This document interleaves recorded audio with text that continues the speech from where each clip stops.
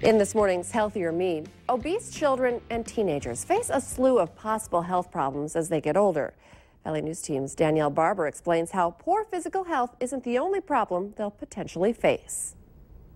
With students going back to school, they'll likely deal with a lot of social pressures. And Sanford doctors say children who are overweight are more likely to suffer socially and emotionally than their normal weight peers.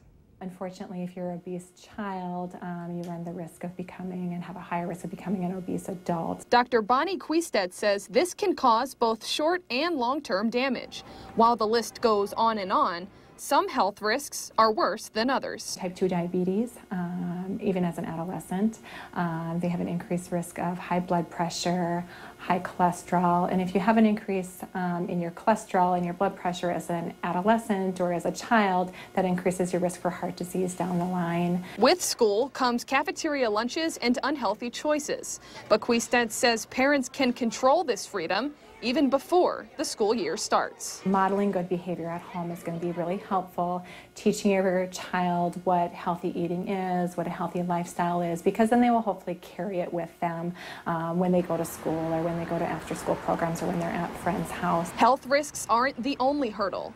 Quiested says the psychological consequences are just as bad, if not worse. If the child is becoming more withdrawn, not wanting to do activities that they previously wanted to do, maybe not wanting to hang out with other kids, that might be a sign that they're being bullied. And she says it's important for parents to recognize these signs to prevent future problems. Is there a specific person or a specific group of kids that are targeting them? And then having the parent discuss that with their child, and then in turn maybe talking to the school, because there can be long-term consequences of that. Quiested says while every child reacts differently, encouraging exercise can help kids overcome that.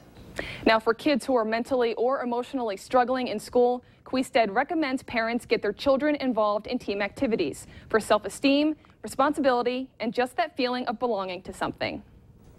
You can go to valleynewslive.com for a list of resources that parents can use to find more information about physical and emotional health.